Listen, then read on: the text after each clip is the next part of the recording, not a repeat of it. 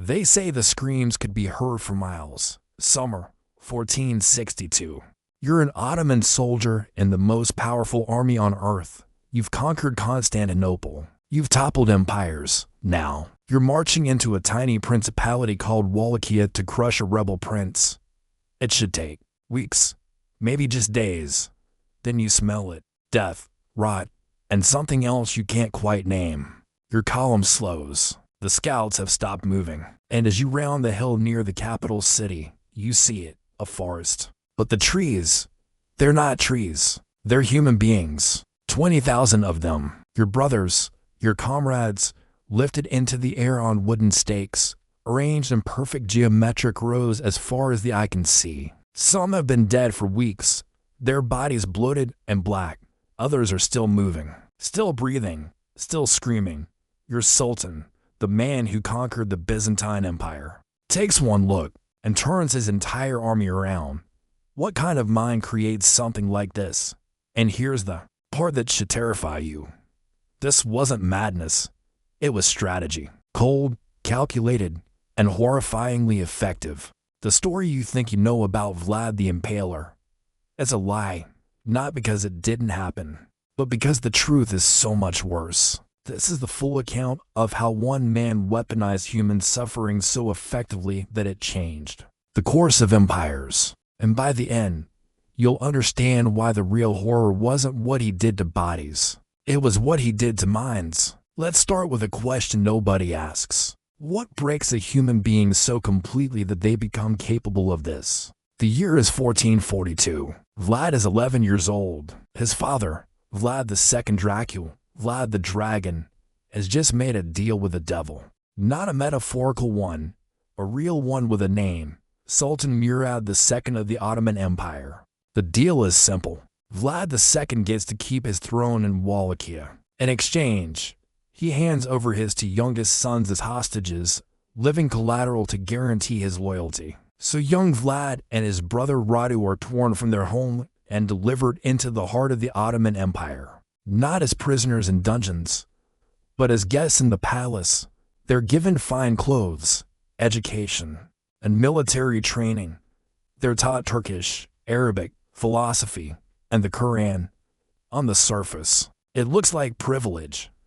But here's what the history books gloss over. This wasn't education. It was psychological warfare. Vlad spent his formative years, from age 11 to 17, watching his captors perfect the art of empire building. He studied how the Ottomans used fear as a tool of government. He witnessed public executions designed not just to punish, but to traumatize entire populations into submission. He learned that terror, when applied with surgical precision, was more effective than any army. And he learned something else. He was utterly powerless, while his younger brother Radu adapted. Even forming a close friendship with the Sultan's son, Mehmed, Vlad refused to bend. According to Ottoman court records, he was frequently punished for his defiance. Some accounts suggest he was beaten, possibly tortured. The exact details are lost to history. But what's certain is this: something fundamental broke inside him during those years. Or perhaps more accurately, something crystallized. He developed what modern psychologists might call a persecution complex, combined with an obsessive need for control. But he channeled it. Every punishment he endured, he studied. Every torture technique he witnessed, he memorized. He was building a mental arsenal, piece by piece. In 1448, after 6 years of captivity, Vlad finally returned to Wallachia. He was 17 years old.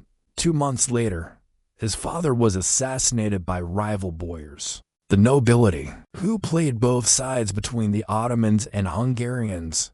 His older brother, Mircea, was buried.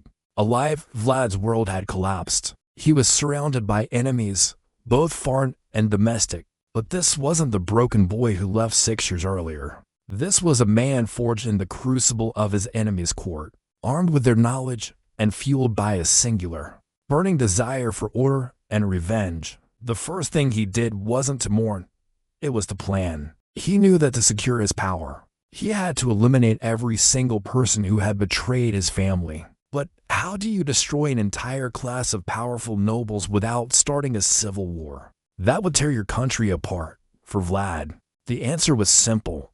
You don't fight them on the battlefield. You invite them to dinner. This Easter feast would become the opening act of his reign of terror, a masterclass in psychological manipulation that would set the stage for everything that followed. And it all began with a simple invitation. Stay with us, because what happens next is where the legend of Dracula truly begins. You won't want to miss it. Make sure you're subscribed and have notifications turned on for part 2. Thanks for watching.